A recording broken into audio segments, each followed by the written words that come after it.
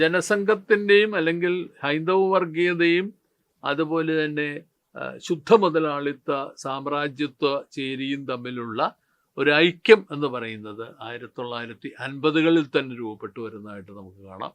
ഈ ഐക്യം അക്കാലത്തെ ദേശീയോദ്ഗ്രഥനത്തെക്കുറിച്ചുള്ള സങ്കല്പങ്ങളിൽ നിന്ന് വ്യത്യസ്തമായൊരു ഒരു ഒരു ഒരു പ്ലാറ്റ്ഫോം എന്നുള്ള രീതിയിൽ ക്രമേണ വളർന്നു വരുന്നതായിട്ട് നമുക്ക് കാണാം. അതിൻ്റെ പുറകിൽ നിന്നിരുന്നത് ശുദ്ധ മുതലാളിത്തത്തിനോടൊപ്പം തന്നെ സാമുദായികതയെ കൂട്ടിച്ചേർത്തുകൊണ്ടുള്ള എന്ന് പറഞ്ഞാൽ ഇത് രണ്ടും തമ്മിലുള്ള ചേരുവ വളരെ വിചിത്രമായിട്ട് തോന്നാം. പക്ഷേ ആ വൈചിത്ര്യം എന്ന് പറയുന്ന ആദ്യം തൊട്ട് തന്നെ ഇന്ത്യയുടെ രാഷ്ട്രീയത്തിൽ ഉണ്ടായിരുന്നതാണ്. അത്തരത്തിലുള്ളൊരു സാമ്രാജ്യത്വ സാമുദായികമായിട്ടുള്ള ഒരു ചേരി എന്നുള്ള രീതിയിലുള്ളൊരു ചേരി എന്ന് പറയുന്നത് നമുക്ക് 1950കളിൽ തന്നെ ഇന്ത്യയിൽ രൂപപ്പെട്ടു വരുന്നതായിട്ട് നമുക്കിവിടെ കാണാൻ കഴിയും. അവർക്ക് ജനപിന്തുണ ലഭിച്ചില്ല എന്നുള്ളത് കൊണ്ട് മാത്രമാണ് അന്ന് തൽക്കാലത്തേക്ക് ഒരു രാഷ്ട്രീയമായിട്ടുള്ള ഒരു പ്രസൻസ് എന്നുള്ള രീതിയിൽ അവരെ നമുക്ക് കാണാൻ കഴിയാത്തത്. 1960കളിൽ ഈ സ്ഥിതിവിശേഷത്തിന് പ്രായോഗിക തലത്തിലും അതുപോലെ തന്നെ സൈദ്ധാന്തിക തലത്തിലും ചില മാറ്റങ്ങൾ ഉണ്ടായി വരുന്നുണ്ട്. പ്രായോഗിക തലത്തിൽ ഉണ്ടായി വരുന്ന ഒരു പ്രധാനപ്പെട്ട മാറ്റം എന്ന് പറയുന്നത് ഒരു പക്ഷേ ഏറ്റവും ഗൗരവമുള്ളൊരു മാറ്റം ആയിട്ട് നമുക്ക് കണക്കാക്കാൻ കഴിയുന്നത് 1962 ചൈനയുമായും 1965 പാകിസ്ഥാനുമായും നടന്ന 2 യുദ്ധങ്ങളാണ്. ഈ 2 യുദ്ധങ്ങൾ അതുവരെ ഒരു പക്ഷേ ഇന്ത്യ കൈക്കൊണ്ടിരുന്ന അതുവരെ നിലനിന്നൊരു ജനാധിപത്യ സങ്കല്പത്തിന് വിള്ളലേൽപ്പിച്ച 2 സംഭവങ്ങളായിരുന്നു. ഇവിടെ വിള്ളലേൽപ്പിക്കുക എന്ന് പറഞ്ഞു കഴിഞ്ഞാൽ അതുവരെ ഇന്ത്യ കൈക്കൊണ്ടിരുന്ന നിലപാട് സാമ്രാജ്യത്വ സോഷ്യലിസ്റ്റ് ചേരികൾ തമ്മിലുള്ള കോൾഡ് വാർ, ശീതസമരം എന്ന് പറയുന്നത് ശക്തിപ്പെട്ടു വന്നിരുന്നു. ധാരാളം സ്ഥലങ്ങളിൽ കൊറിയ, വിയറ്റ്നാം, ക്യൂബ മുതലായ സ്ഥലങ്ങളിലൊക്കെ തന്നെ സാമ്രാജ്യത്വ ഇടപെടൽ എന്ന് പറയുന്നുണ്ടായി വന്നു. ശക്തമായ ഇടപെടലുകൾ ഉണ്ടായി വന്നു. പല സ്ഥലങ്ങളിൽ സാമ്രാജ്യത്വ അട്ടിമറികൾ, അതുപോലെ തന്നെ പോരാട്ടങ്ങളുടെ മർദ്ദനപരമായിട്ടുള്ള അടിച്ചമർത്തൽ തുടങ്ങിയവ തന്നെ ഉണ്ടായിരുന്നു. അപ്പാർത്തൈഡ് പോലെയുള്ള വർണ്ണവിവേചന നയം എന്ന് പറയുന്നുണ്ടായി വന്നിരുന്നു. ഇതിൻ്റെയൊക്കെ പശ്ചാത്തലത്തിൽ ഇന്ത്യ അന്ന് ഒന്ന് ചേരിചേരാ നയം എന്ന് വിളിക്കപ്പെടുന്ന ഒരു സങ്കല്പം അവർ ശക്തമായി അതിൽ മുറുകെ പിടിച്ചു. സ്വന്തം അയൽവക്കക്കാരോട് പോലും ശക്തമായിട്ടുള്ള ഒരു അഭിപ്രായ സമന്വയം എന്ന് പറയുന്നത് ഉണ്ടാക്കാനായിട്ട് ശ്രമിച്ചു. അതുകൊണ്ട് തന്നെയാണ് നമുക്ക് കശ്മീരിനെ പോലെയുള്ള പ്രശ്നങ്ങളിലൊക്കെ തന്നെ പരമാവധി അതിനോട് സമന്വയപരമായിട്ടുള്ള നിലപാടെടുത്തുകൊണ്ട് കശ്മീരിന് സവിശേഷ പദവി ആർട്ടിക്കിൾ 370 അനുസരിച്ച് കശ്മീരിന് സവിശേഷ പദവി നൽകുകയും 1955 അതിനാവശ്യമായിട്ടുള്ള പ്രധാനപ്പെട്ട ഭരണഘടനാ ഭേദഗതി സൃഷ്ടിക്കുകയും ചെയ്തു. അതുപോലെ തന്നെ ചുറ്റുപാടുകളിലുള്ള മറ്റു പ്രദേശങ്ങളുമായിട്ട് താരതമ്യേന സഹവർത്തിത്വത്തിൽ നിലനിൽക്കാനായിട്ട് ശ്രമിച്ചു. ഇതിൻ്റെയൊക്കെ പശ്ചാത്തലത്തിൽ നിന്നുകൊണ്ട് ഇന്ത്യ താരതമ്യേന സാമ്പത്തികമായി പിന്നോക്കം നിന്നിരുന്ന ഒരു പ്രദേശമാണെങ്കിൽ പോലും ഒരു രാഷ്ട്രീയ ശക്തി എന്നുള്ള നിലയിൽ ഇന്ത്യക്ക് ഇന്ത്യതായിട്ടുള്ള ഒരു സ്വാധീനം വളർന്നു വരികയും പ്രത്യേകിച്ച് കൊളോണിയൽ ശേഷ രാഷ്ട്രങ്ങളിൽ അത്തരത്തിലുള്ള രാഷ്ട്രങ്ങളുടെ ഒരു നേതൃത്വ നിലയിലേക്ക് ഇന്ത്യയെ പോലെയുള്ള രാജ്യങ്ങൾ, ഇന്ത്യ, ഈജിപ്റ്റ്, ഇന്തോനേഷ്യ മുതലായ അത്തരത്തിലുള്ള രാജ്യങ്ങളൊക്കെ തന്നെ കടന്നു വരികയും ചെയ്തു. എന്നാൽ ഈ ഒരു തരത്തിലുള്ള അതിൻ്റെ ഭാഗമായിട്ട് വരുന്ന സമാധാനത്തിൻ്റെ സന്ദേശം, സമാധാനത്തിൻ്റെ കാവൽ ഭടന്മാർ തുടങ്ങിയിട്ടുള്ള നിലപാടുകൾ വളർന്നു വന്ന യഥാർത്ഥത്തിൽ ഇന്ത്യയുടെ ദേശീയമായിട്ടുള്ള വളർച്ചയും ബന്ധത്തെ പ്രോത്സാഹിപ്പിച്ചിരുന്നു. ഇപ്പോൾ സോവിയറ്റ് യൂണിയനെ പോലെയുള്ള രാഷ്ട്രങ്ങൾ പോലും ഇന്ത്യയിൽ അക്കാലത്ത് ഭക്രാനങ്കൽ അല്ലെങ്കിൽ ബൊക്കാറോ മുതലായിട്ടുള്ള സ്ഥലങ്ങളിൽ സ്റ്റീൽ പ്ലാന്റുകൾക്ക് ധനസഹായം നൽകാൻ തീരുമാനിച്ചു. ഒക്കെ തന്നെ ഈ ഒരു പശ്ചാത്തലം ഉണ്ടായി വന്നിട്ടുള്ള ഒരു സാർവദേശീയ ഐക്യദാർഢ്യത്തിൻ്റെ കൂടി ഫലമായിട്ടാണ്. അപ്പോൾ ഇത്തരത്തിൽ വളർന്നു വന്നിട്ടുള്ള ഒരു ഐക്യദാർഢ്യം എന്ന് പറയുന്നത് വളരെ ദൗർഭാഗ്യവശാൽ ചൈനയുമായിട്ടുള്ള ബന്ധത്തിലാണ് ആദ്യം അത് തകരുന്നത്. 1954 ചൗവൻലായ് ഡൽഹി വരികയും നെഹ്റുവുമായിട്ട് പഞ്ചശീൽ എന്ന് പറയുന്ന ഒരു ഉടമ്പടിയിൽ ഒപ്പുവയ്ക്കുകയും വളരെ ശക്തമായ രീതിയിൽ ഇന്ത്യയും ചൈനയും സൗഹാർദ്ദത്തിൽ പ്രവർത്തിക്കുമെന്നൊക്കെ പറഞ്ഞ് പ്രഖ്യാപിക്കുകയും ചെയ്തതിന് ശേഷം 5 വർഷത്തിനകം തന്നെ 1959 അക്സായ് ചിൻ എന്ന് പറയുന്ന ഇന്നത്തെ ലഡാക്കുമായിട്ട് ടിബറ്റും ലഡാക്കുമായിട്ട് ചേർന്ന് കിടക്കുന്ന പ്രദേശത്ത് അവിടെ ഒരു ചൈനീസ് പട്ടാള ക്യാമ്പിനെ സംബന്ധിച്ചുണ്ടായ തർക്കം എന്ന് പറയുന്ന ആദ്യത്തെ ഒരു പ്രധാനപ്പെട്ട ഒരു അഭിപ്രായ ഭിന്നതയിലേക്ക് നയിച്ചു. ഈ അഭിപ്രായ ഭിന്നത ഉണ്ടാവാനുള്ള പ്രധാനപ്പെട്ട കാരണങ്ങളിലൊന്ന് 1914 വില്യം മക്മോഹൻ എന്ന് പറയുന്ന ഒരു ബ്രിട്ടീഷ് ആർമി കമാൻഡർ അയാൾ നടത്തിയിട്ടുള്ളൊരു പര്യവേഷണത്തിൻ്റെ ഫലമായി ഉണ്ടാക്കി വന്നൊരു അതിർത്തി നിർണയമാണ് ഇന്ത്യയും ചൈനയും തമ്മിലുള്ള അതിർത്തിയായിട്ട് അതുവരെ നിലനിന്നിരുന്നത്. അപ്പോൾ ഈ അതിർത്തിയെ സംബന്ധിച്ച് അതിർത്തി എന്ന് പറയുന്ന ഒരു കാലഘട്ടത്തിലുണ്ടാകുന്ന അതിർത്തിയിൽ നേരിയ മാറ്റങ്ങളൊക്കെ പിന്നീട് വരും. അതിൻ്റെ പശ്ചാത്തലത്തിലുണ്ടായി വന്ന ഒരു തർക്കമാണ് യഥാർത്ഥത്തിൽ അക്സായ് ചിൻ പ്രദേശത്തെ സംബന്ധിച്ചിട്ടുള്ള ഒരു തർക്കമായിട്ട് മാറിയത്. അതിലൊരു അർത്ഥത്തിൽ പറഞ്ഞാൽ അതിലൊരു സമാധാനം അന്ന് കണ്ടെത്തി.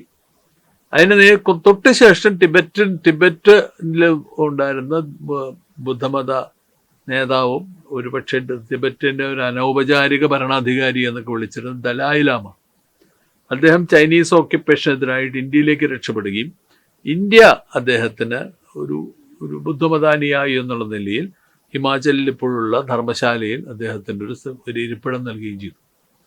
ധർമ്മശാലയിൽ അദ്ദേഹത്തിന് ഇരിപ്പിടം നൽകിയത് ചൈനയുടെ ശക്തമായ പ്രതിഷേധത്തിന് ഇടയാക്കി. ഇതാണ് മറ്റൊരു പ്രധാനപ്പെട്ട ഒരു അഭിപ്രായ വ്യത്യാസമായിട്ട് വളർന്നു വന്നത്. ധർമ്മശാലയിൽ അദ്ദേഹത്തിന് ദലായ് ലാമയ്ക്ക് ഇത്തരത്തിലുള്ള ഇരിപ്പിടം നൽകിയത് അതിനെ സാമ്രാജ്യത്വ ശക്തികളൊക്കെ തന്നെ പിന്തുണയ്ക്കുകയും ചെയ്തതോടുകൂടി ഇതൊരു വലിയൊരു രാഷ്ട്രീയ ചർച്ചാ വിഷയമായിട്ട് മാറി. അതിനുശേഷമാണ് യഥാർത്ഥത്തിൽ മറ്റൊരു ഇതുപോലെയുള്ള ഒരു അതിർത്തി തർക്കത്തിൻ്റെ ഭാഗമായിട്ട് ഇന്ന് അരുണാചൽ പ്രദേശ് എന്നറിയപ്പെടുന്ന അന്നത്തെ നോർത്ത് ഈസ്റ്റേൺ ഫ്രോണ്ടിയർ ഏജൻസി എന്ന് വിളിക്കുന്ന നെഫ എന്ന് വിളിക്കുന്ന പ്രദേശത്ത് ചൈനയുടെ ഒരു ഔട്ട് പോസ്റ്റിനെ സംബന്ധിച്ച് വീണ്ടും തർക്കം ഉണ്ടാവുകയും ആ തർക്കത്തിൻ്റെ ഫലമായിട്ട് ഇന്ത്യൻ സേന അവരുടേതായിട്ടുള്ള ഒരു ഔട്ട് പോസ്റ്റ് ചൈനയുടെ അതിർത്തിക്കകത്ത് സ്ഥാപിച്ചു എന്ന് വാദിക്കുകയും ഈ ചൈനയുടെ അതിർത്തി എവിടെയാണെന്നുള്ള ഒരു പ്രശ്നം അപ്പോൾ തന്നെ നിലവിലുണ്ടായിരുന്നു. ഈ അതിർത്തിയെ സംബന്ധിച്ച് തർക്കം ഉണ്ടായപ്പോൾ ഒരു ഘട്ടത്തിൽ തന്നെയാണ് ഇങ്ങനെ ചൈനയുടെ നുഴഞ്ഞുകയറ്റം എന്ന് പറഞ്ഞുകൊണ്ട് ചൈനയുടെ സ്ഥാനമാറ്റം എന്ന് പറയുന്നതും അതിനോടൊപ്പം തന്നെ ഇന്ത്യൻ അതിർത്തി കടന്ന് ഇന്ത്യക്കാർ പട്ടാള ക്യാമ്പ് സ്ഥാപിക്കുകയൊക്കെ ചെയ്തു. ഏതായാലും അതിനെ തുടർന്ന് ചൈനീസ് പട്ടാളം ഇന്ത്യൻ അതിർത്തിയിലേക്ക് പ്രവേശിച്ചു. ഏതാണ്ട് 7 കിലോമീറ്ററോളം ഉള്ളി വന്നതിന് ശേഷം അവരൊരു ക്യാമ്പ് സ്ഥാപിച്ച് ഏതാനും ദിവസങ്ങൾക്കകം അവർ അന്താരാഷ്ട്ര ഇടപെടൽ കൂടി ഉണ്ടായതിനു ശേഷം അവർ ആ ക്യാമ്പ് ഉപേക്ഷിച്ച് തിരിച്ചുപോയി. എന്നാൽ ഇന്ത്യയെ സംബന്ധിച്ചിടത്തോളം ഇതൊരു പ്രധാനപ്പെട്ട ഇഷ്യൂ ആയി മാറി. അവിടെ നിന്നാണ് നമുക്കൊരു സാധാരണഗതിയിൽ ഇന്ത്യയുടെ നിലപാടുകളിൽ നിന്ന് ഭിന്നമായിട്ടുള്ള നിലപാട് ഉണ്ടായി വരുന്നത് ഇപ്പോഴാണ്. ഒന്ന്, ഇന്ത്യ അക്കാലത്ത് ഈ പറയുന്ന അതിർത്തിക്കകത്ത് കടന്നു എന്നുള്ളൊരു വസ്തുതയാണ്. അതിനോടൊപ്പം തന്നെ ഇന്ത്യക്കകത്ത് കടന്നതിന് ശേഷം അവർ തിരിച്ചുപോയി എന്നുള്ളത് ഏതാനും ആഴ്ചയ്ക്കുള്ളിൽ തന്നെ അവർ തിരിച്ചുപോയി കഴിഞ്ഞു. ഇതൊക്കെ വസ്തുതയാണ്. അന്നവിടെ തീരേണ്ടുന്നൊരു കാര്യം, ഇന്ത്യയിൽ നിന്ന് തന്നെ ഉണ്ടായിരുന്ന ഒരു ജിങ്കോയിസ്റ്റുകൾ എന്നൊക്കെ വിളിക്കാവുന്ന തീവ്ര ദേശീയവാദികൾ അവര് ഇന്ത്യ ചൈന സംഘർഷത്തിൻ്റെ ഒരു ഉപാധിയാക്കി ഇതിനെ കൊണ്ടുവരികയും എന്നിട്ട് അതിശക്തമായ രീതിയിലുള്ള ചൈനീസ് വിരുദ്ധ മുദ്രാവാക്യങ്ങൾ ഉയർത്തുകയും ചെയ്തു. അക്കാലത്ത് ചൈനയും ഇന്ത്യയും തമ്മിൽ സമാധാനപരമായിട്ടുള്ള നിലപാട് എടുക്കണമെന്ന് വാദിച്ചവർ ഇന്ത്യക്കകത്ത് തന്നെ കമ്മ്യൂണിസ്റ്റുകാരുണ്ടായിരുന്നു. കമ്മ്യൂണിസ്റ്റുകാർ മാത്രമല്ല, മറ്റ് നിരവധി പേരുണ്ടായിരുന്നു. എന്ന് മാത്രമല്ല 1962 തന്നെ കൊളംബോയിൽ ചേർന്ന ഒരു ബഹുരാഷ്ട്ര സമ്മേളനം, അതിൽ ഇന്തോനേഷ്യ, മാലദ്വീപുകൾ, ശ്രീലങ്ക തുടങ്ങി പല രാജ്യങ്ങളുണ്ടായിരുന്നു. ഈ രാജ്യങ്ങളെല്ലാം കൂടിച്ചേർന്ന് ഇന്ത്യയും ചൈനയും തമ്മിൽ ഉടനടി ഒരു സമാധാന ഉടമ്പടിയിലേക്ക് എത്തണമെന്നും ആ സമാധാന ഉടമ്പടിയിൽ എത്തിയിട്ട് പ്രശ്നം ഒത്തുതീർക്കണമെന്നും അതിനാവശ്യമായിട്ടുള്ള എന്ത് നിലപാടുകൾ വേണമെങ്കിലും അവർ സ്വീകരിക്കാൻ തയ്യാറാണെന്നും അന്ന് ശ്രീലങ്ക പ്രധാനമന്ത്രിയായിരുന്ന സിരിമാവോ ബണ്ടാരനായികയുടെ നേതൃത്വത്തിൽ അവരത്തരത്തിലുള്ള നിലപാട് സ്വീകരിച്ചു. അപ്പോൾ ഇതെല്ലാം കൂടി ചേർന്നപ്പോൾ ചൈന ചർച്ചയ്ക്ക് തയ്യാറാണെന്ന് ഒരു ഘട്ടം കഴിഞ്ഞപ്പോൾ ചൈനയും പ്രഖ്യാപിച്ചു. ഈ സാഹചര്യത്തിൽ പക്ഷേ ഇന്ത്യയിലുണ്ടായി വന്നിരുന്ന ഒരു തീവ്ര ദേശീയ, അതിൽ കോൺഗ്രസിൻ്റെ അകത്തുള്ളവരുണ്ടായിരുന്നു, പുറത്തുള്ളവരുണ്ടായിരുന്നു, പ്രത്യേകിച്ച് ഇന്ത്യൻ വലതുപക്ഷം അതിൽ ശക്തമായിട്ടുള്ള നിലപാടും എടുത്തു. അങ്ങനെയുള്ള നിലപാടെടുത്തതിൻ്റെ പശ്ചാത്തലത്തിൽ ഇന്ത്യയിൽ ഒരു വാർ ടൈം എമർജൻസി പ്രഖ്യാപിക്കുകയും ആ വാർ ടൈം എമർജൻസിയും ഒരു സാമ്പത്തിക എമർജൻസിയും പ്രഖ്യാപിക്കുകയും അതിൻ്റെ പേരിൽ അക്കാലത്തെ സമാധാന ഉടമ്പടിക്കും വേണ്ടിയും അതുപോലെ തന്നെ സൗഹാർദ്ദത്തിനും വേണ്ടി വാദിച്ചവരെ നിരവധി പേര് ചൈനീസ് ചാരന്മാരെന്നുള്ള പേരിൽ അന്ന് അറസ്റ്റ് ചെയ്യുകയും ചെയ്തു. കമ്മ്യൂണിസ്റ്റ് പാർട്ടിയുടെ അക്കാലത്തെ കേന്ദ്ര കൗൺസിലിലെ ഏതാണ്ട് ഒരു 40% അംഗങ്ങൾ അവർ ഇത്തരത്തിൽ അറസ്റ്റിലായവരപ്പെട്ടവരാണ്.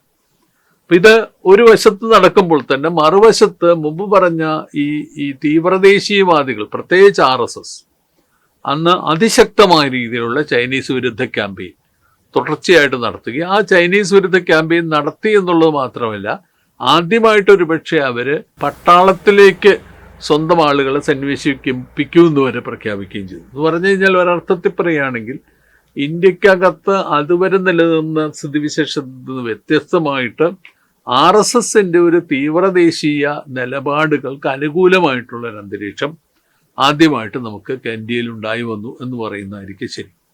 ഈ തീവ്ര ദേശീയതയ്ക്ക് അനുകൂലമായിട്ടുള്ള അന്തരീക്ഷം ഉണ്ടായി വരുന്നതിന് പരമാവധി RSSകാർ പ്രയോജനപ്പെടുത്തുകയും ചെയ്തു. എന്ന് മാത്രമല്ല, അവർ 1962 തന്നെ ഇതിൻ്റെ പശ്ചാത്തലത്തിൽ ഉണ്ടായി വന്നൊരു ദേശീയ നാഷണൽ ഇൻ്റഗ്രേഷൻ കൗൺസിലിൻ്റെ ഒരു യോഗത്തിൽ വെച്ചിട്ട് പരസ്യമായിട്ട് തന്നെ ഇന്ത്യയിലെ ജനാധിപത്യപരമായിട്ടുള്ള ഒരു സംവിധാനമാണ് ഇതിന് ഇപ്പോഴത്തെ ഒരു ദൗർബല്യത്തിന് കാരണം. നമുക്ക് ഈ യുദ്ധങ്ങൾ വരുമ്പോൾ പിടിച്ചു നിൽക്കാത്തതിന് കാരണം ഒരു ജനാധിപത്യപരമായ സംവിധാനമാണ്. അതിനു പകരം നമുക്ക് വേണ്ട യഥാർത്ഥത്തിൽ കമ്മ്യൂണിറ്റിയുടെ, അതായത് സാമുദായികതയുടെ അടിസ്ഥാനത്തിലുള്ള ഒരു ഒരു ഒരു ഒരു സർവാധികാരപരമായിട്ടുള്ള ഭരണകൂടമാണ് ആവശ്യമെന്ന് വരെ യഥാർത്ഥത്തിൽ അന്ന് വാജ്പേയി അന്ന് അത്തരത്തിലുള്ള നിലപാട് സ്വീകരിക്കുകയും ചെയ്തു. അതൊക്കെ കാണിക്കുന്നത് നമ്മുടെ നാട്ടിലുള്ള ജനാധിപത്യ വ്യവസ്ഥയ്ക്ക് എതിരായിട്ടുള്ള നിലപാട് അന്ന് തൊട്ട് തന്നെ ഇവർ സ്വീകരിച്ചു തുടങ്ങിയെന്നുള്ളതാണ്. എന്ന് മാത്രമല്ല, തീവ്രദേശീയതയുടെ മേലങ്കി കൂടി നൽകിയതോടുകൂടി ആദ്യമായിട്ട് നമുക്ക് വളരെ കൃത്യമായിട്ട് ഒരർത്ഥത്തിൽ പറഞ്ഞു കഴിഞ്ഞാൽ അതുവരെ ഉണ്ടായി വന്നിട്ടുള്ള ഒരു ദേശീയ ഉദ്ഗ്രഥനത്തെക്കുറിച്ചുള്ള നെഹ്റുവിയൻ സങ്കല്പത്തിന് എതിരായിട്ട് അവർ പ്രവർത്തിച്ചു. എന്ന് മാത്രം നെഹ്റു പോലും അതിൽ ചാഞ്ചാടിപ്പോയതായിട്ടാണ് നമുക്കിപ്പോൾ അതിൻ്റെ ഡീറ്റെയിൽസ് നോക്കുമ്പോൾ നമുക്ക് മനസ്സിലാവും. നെഹ്റു പോലും ഇത്തരത്തിലുള്ള ഒരു സംവാദങ്ങൾക്കിടയിൽ ചാഞ്ചാടിപ്പോവുകയും എന്ന് മാത്രമല്ല അത്തരത്തിലുള്ള നിലപാടിലേക്ക് ചായുകയും ചായാതിരിക്കുകയും ചെയ്യുന്ന ഒരു സ്ഥിതിവിശേഷത്തിലേക്ക് നീങ്ങുകയും ചെയ്തു. ഇവിടെ കമ്മ്യൂണിസ്റ്റ് പാർട്ടിയെ പോലെയുള്ള, പ്രത്യേകിച്ച് അക്കാലത്ത് 1962 AK ഗോപാലിൻ്റെയും മറ്റും പ്രസംഗങ്ങൾ വളരെ പ്രസിദ്ധമാണ്. അവിടെയാണ് നമുക്ക് കൃത്യമായിട്ട് ഇന്ത്യയും ചൈനയും തമ്മിലുള്ള ഒരു സമവായത്തിൻ്റെ അടിസ്ഥാനത്തിൽ, സമാധാനത്തിൻ്റെ അടിസ്ഥാനത്തിൽ മുന്നോട്ട് നീങ്ങണമെന്നുള്ള നിലപാട് കൈക്കൊള്ളുന്നതായിട്ട് നമ്മൾ കാണുന്നു. ഒരു പിടി കോൺഗ്രസ് പ്രവർത്തകരും ഏതാണ്ട് ഇതേ നിലപാട് തന്നെ എടുത്തു. മറുവശത്ത് നമുക്ക് SK പാട്ടീലിനെ പോലെയുള്ള അത്തരത്തിലുള്ള ചില ആളുകൾ ചൈനീസ് യുദ്ധത്തിന് അനുകൂലമായിട്ടുള്ള നിലപാടുകൾ എടുക്കുന്നത് നമുക്ക് കാണാം. അപ്പോൾ ഇങ്ങനെയുള്ള ഒരു അഭിപ്രായ ഭിന്നതയാണ് ആദ്യമായിട്ട് നമുക്ക് RSSന്റെ ഒരു തീവ്രദേശീയ നിലപാടുകൾക്ക് അനുകൂലമായിട്ടുള്ള ആദ്യത്തെ തരംഗമായിട്ട് കാണാൻ കഴിയും. രണ്ടാമത്തെ പ്രധാനപ്പെട്ട സംഭവം ഇൻഡോ പാകിസ്ഥാൻ യുദ്ധമാണ്. ഇൻഡോ പാകിസ്ഥാൻ യുദ്ധം എന്ന് പറയുന്ന 1965 യുദ്ധം, അത് കശ്മീരിനെ സംബന്ധിച്ച് ആ യുദ്ധം എന്ന് പറയുന്നത് വളരെ വേഗത്തിൽ അവസാനിച്ചുവെങ്കിലും അതിൻ്റെ ഒരു അനുരണനങ്ങൾ എന്ന് പറയുന്നത് വളരെ ഗൗരവമുള്ളതായിരുന്നു. കാരണം അതുകൊണ്ട് സംഭവിച്ചത്, ഒന്ന്, വീണ്ടും അയൽ രാജ്യങ്ങളുമായിട്ടുള്ള ബന്ധങ്ങൾ, പ്രത്യേകിച്ച് അത് അപകടത്തിലാവുന്ന സ്ഥിതിവിശേഷം ഉണ്ടായെന്നുള്ളത് മാത്രമല്ല, രണ്ട് രാഷ്ട്രങ്ങൾ തമ്മിലുള്ള ഒരു സംഘർഷമാണ് നടന്നതെന്നുള്ളതിനപ്പുറം പോയിട്ട് പാകിസ്ഥാൻ ഒരു മുസ്ലിം രാഷ്ട്രമായിട്ട് സങ്കല്പിക്കുകയും അതിൻ്റെ അടിസ്ഥാനത്തിലുള്ള ഒരു ദേശീയമായിട്ടുള്ള പോരാട്ടത്തെ ഹിന്ദുക്കളുടെ പോരാട്ടമായിട്ട് വ്യാഖ്യാനിക്കുകയും ചെയ്യുന്ന സ്ഥിതിവിശേഷം നമുക്ക് 1965 ഉണ്ടായി വരുന്നതായിട്ട് കാണാം.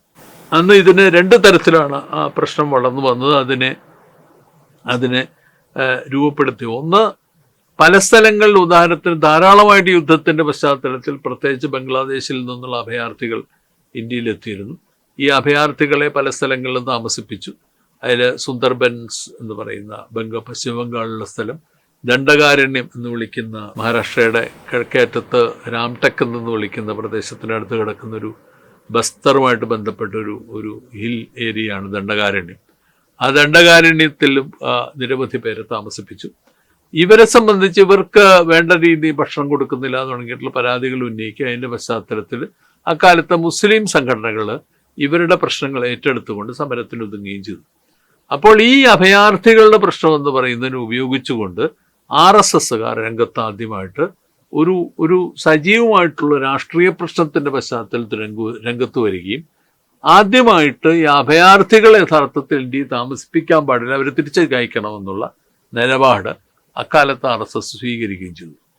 അങ്ങനെ വന്നപ്പോൾ നമുക്ക് കൃത്യമായിട്ട് ഒരു വശത്ത് മുസ്ലിം സംഘടനകൾ ഒരു വശത്തും മറുവശത്ത് RSSനെ പോലെ ചിന്തിച്ചിരുന്ന വലതുപക്ഷ സ്വഭാവമുള്ള സംഘടനകൾ മറുവശത്തും ആയിട്ടുള്ള ഒരു ഏറ്റുമുട്ടൽ എന്ന് പറയുന്ന ഇക്കാലത്ത് വളർന്നു വരുന്നതായിട്ട് കാണുന്നു. പിൽക്കാലത്ത് വളർന്നു വരുന്ന രാഷ്ട്രീയത്തിൻ്റെ ഒരുപക്ഷെ ഒരു കർട്ടൻ റൈസർ എന്നൊക്കെ വിളിക്കാവുന്ന ഒരു സംഭവമാണ് സുന്ദർബൻസിനെയും ദണ്ഡകാരണ്യത്തിനെയും ചുറ്റിപ്പറ്റി അക്കാലത്ത് നടന്നു. അപ്പോൾ അങ്ങനെ വരുമ്പോൾ ചൈനയിൽ വളർന്നു വരുന്ന ഒരു യുദ്ധത്തിൻ്റെ പശ്ചാത്തലത്തിൽ, പിന്നീട് പാകിസ്ഥാനുമായിട്ടുള്ള യുദ്ധവും അതിനുശേഷം വന്ന അഭയാർത്ഥി പ്രവാഹത്തിൻ്റെ പശ്ചാത്തലത്തിൽ ഉണ്ടായി വന്നിട്ടുള്ള, ഒരർത്ഥത്തിൽ പറഞ്ഞാൽ അത് തീവ്രദേശീയത ഒരു വശത്ത്, പിന്നീട് അതിനുശേഷം തീവ്രദേശീയതയ്ക്ക് തന്നെ കിട്ടുന്ന ഒരു ഹിന്ദു മുസ്ലിം സംഘർഷ സ്വഭാവം മറുവശത്ത്, ഇത് രണ്ടും കൂടി ചേരുമ്പോൾ നമുക്ക് കാണാൻ കഴിയുന്നത് തീവ്രദേശീയതയ്ക്ക് ഒരു ഹിന്ദുമുഖം എന്ന് പറയുന്ന ക്രമേണ ലഭിക്കുകയും അങ്ങനെ ഹിന്ദുത്വത്തിൻ്റെതായിട്ടുള്ള ആശയസംഹിത നമുക്ക് 1960കളിൽ തിരിച്ചു വരുന്നതുമായിട്ട് നമുക്കിവിടെ കാണാൻ കഴിയും.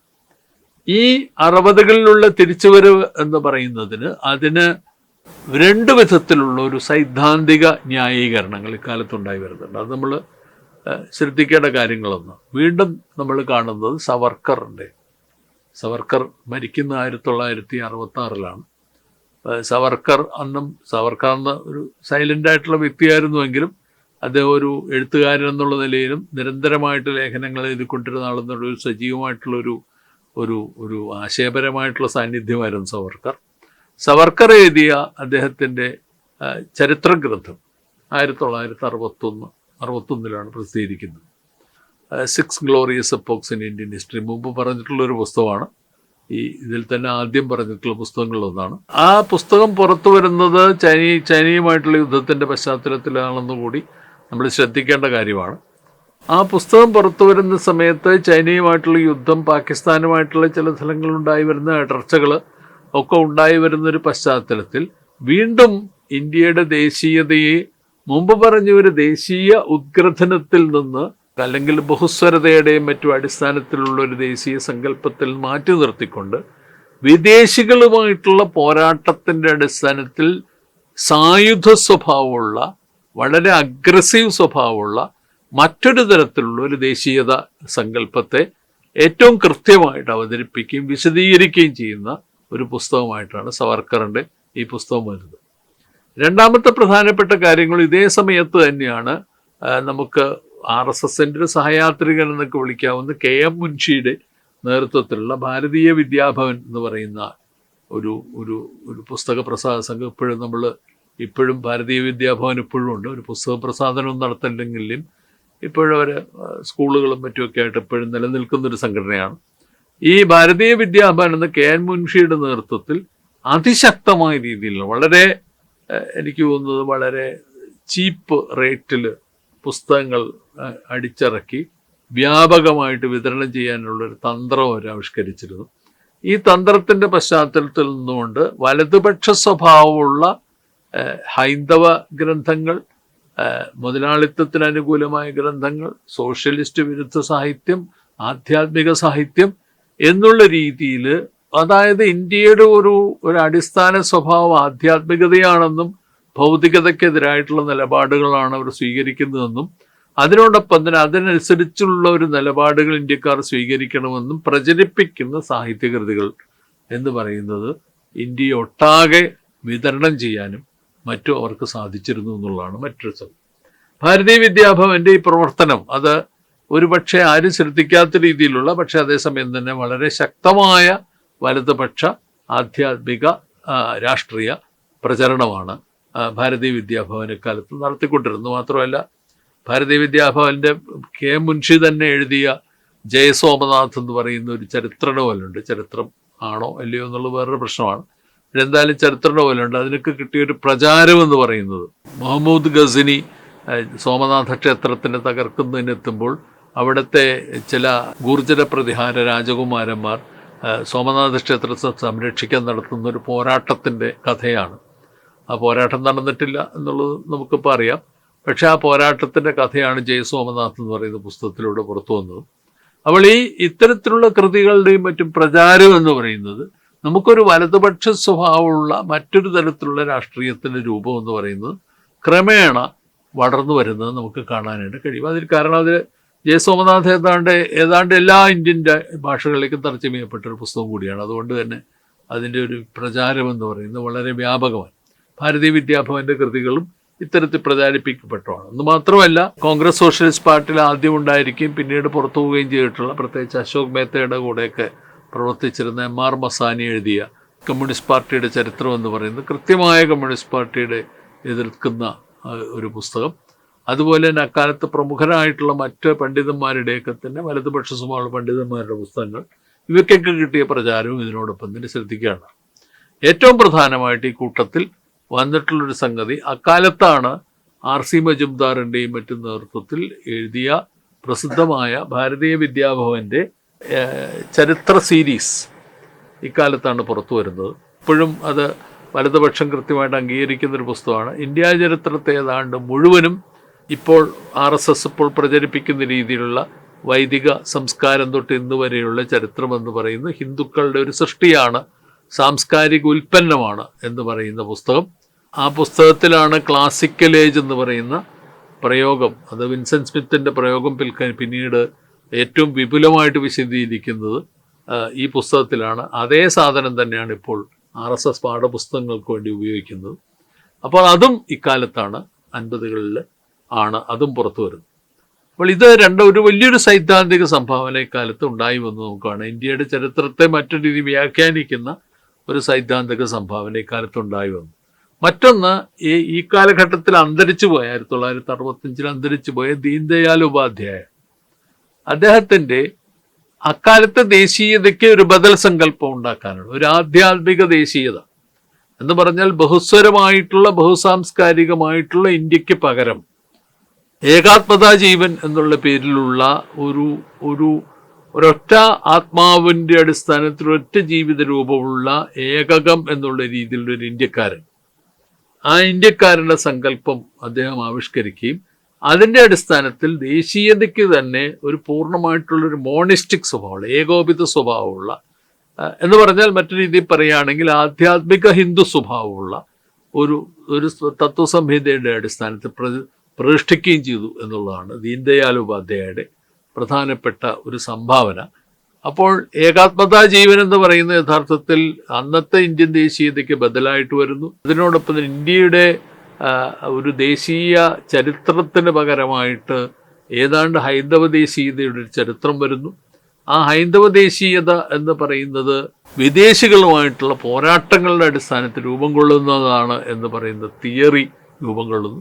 ചുരുക്കത്തിൽ പറഞ്ഞാൽ ഇതൊക്കെ കൂടി ചേർന്ന് നമുക്ക് ഒരു അതുവരെ നിലനിന്നിരുന്ന മതനിരപേക്ഷ ജനാധിപത്യ സ്വഭാവമുള്ള ഒരു ദേശീയ സങ്കല്പത്തിന് പകരം വളരെ കേന്ദ്രീകൃതമായിട്ടുള്ള ആധ്യാത്മിക ഹിന്ദുത്വ സ്വഭാവമുള്ള വേറെ രീതി പറയുകയാണെങ്കിൽ ഒരു ഫാസിസ്റ്റ് പ്രവണതകൾ കൃത്യമായിട്ട് കാണിക്കുന്ന തീവ്ര ദേശീയ സ്വഭാവമുള്ള മറ്റൊരു സങ്കല്പം പ്രതിഷ്ഠിക്കാനുള്ള ശ്രമവും 1960കളിൽ നമുക്ക് ഏതാണ്ട് കൃത്യമായിട്ട് നമുക്കിപ്പോൾ കാണാനായിട്ട് കഴിയും.